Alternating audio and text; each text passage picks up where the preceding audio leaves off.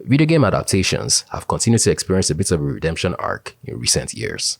Whether we are talking about crowd pleasers like Minecraft and Super Mario Bros., or more divisive fare like The Last of Us Season 2. This is not to say that we are beyond getting the outright stinkers, because it certainly feels like for every Sonic the Hedgehog tree, there is a return to Silent Hill just lurking around the corner.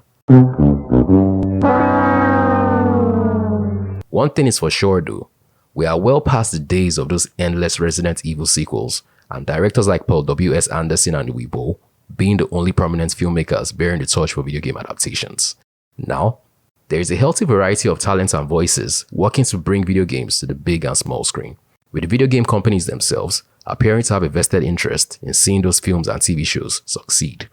Because even the seemingly bad-looking video game movies still manage to find that redemption by leaning into the inherent campiness of their source materials. Case in point, we have new films in the Street Fighter and Mortal Kombat series coming out this year, and they both look gloriously cheesy in the best way possible. I mean, just look at the Street Fighter teaser dropped during the Game Awards, and tell me how that doesn't make you cringe and hyped at the same time.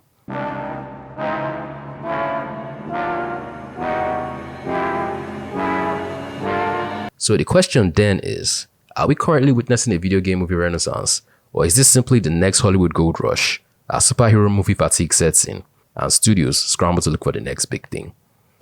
To even begin answering that question, we must first understand why it has taken this long for video game movies to quote-unquote get good. Because it's not as though the potential for greatness hadn't been there since Super Mario Bros. Opened the floodgates in 1993. But for most of the mid to late 90s, it didn't get any better than the schlocky thrills offered by the likes of Street Fighter and Mortal Kombat.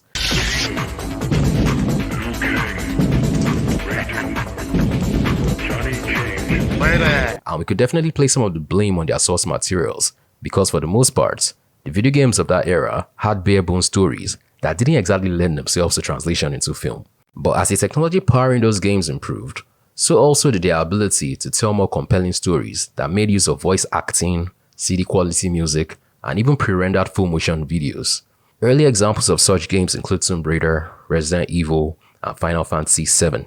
So it shouldn't really come as a surprise that these were some of the first to be adapted into movies at the turn of the century. And while some of those early adaptations would find some measure of box office success, they would ultimately pale in comparison to the numbers generated by comic book movies like Spider-Man, or the cultural relevance of the book-to-film adaptations like those in the Lord of the Rings and Harry Potter franchises. But most importantly, they just weren't that great, even though I would always have a soft spot for the films of that era. That lack of perceived quality would spawn what would come to be known as the video game movie curse. The belief that all films adapted from video games could only ever be mediocre at best. This was mainly due to the inherent differences between video games and movies, because the former was primarily an interactive medium that focused on gameplay and player inputs, while the latter was plot and character driven. And for the longest time, that was the status quo, even as the video games themselves drew more and more inspiration from movies and filmmaking techniques. I'm talking about games like Uncharted 2, with elaborate drawn-out set pieces designed to be cinematic, or narrative-driven titles like The Last of Us, which were renowned for the quality of their characterizations and overall storytelling. Which brings us to where we are today. We recently had our very first video game movie to gross over $1 billion, with a sequel set to launch in a few weeks, as well as hit TV shows like Fallout and the award-winning adaptation of the aforementioned The Last of Us. Things would appear to be looking bright and robust for the future of video game adaptations, especially judging by the current push by studios like Netflix and Amazon MGM to pump out as many of them as possible.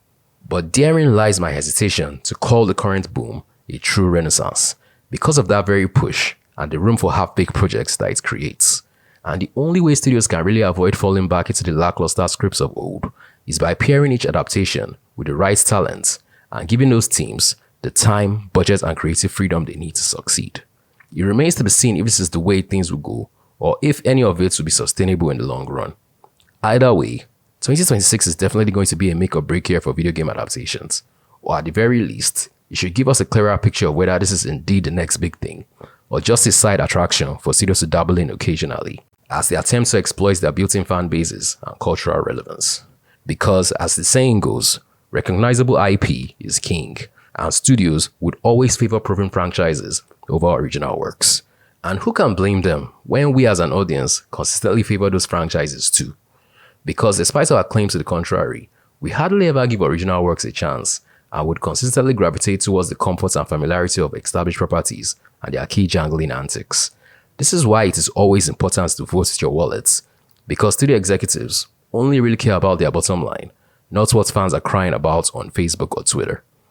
I'll definitely be checking out most, if not all, the video game movies slated for release this year.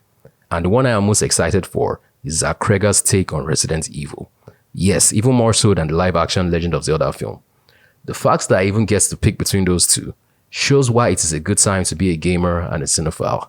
So if you enjoy watching video game movies and you see one that looks like it might be worth your while, then consider giving it a fair shake.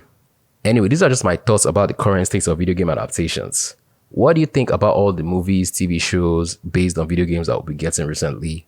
Have you been a fan? Are you impressed? Do you think we're actually in the middle of a real renaissance? Let me know in the comment section down below. Don't forget to like this video if you enjoyed watching this discussion, and to subscribe to the channel with notifications turned on if you'd like to see more discussions like this in the future. And until the next one, this is Michael signing off.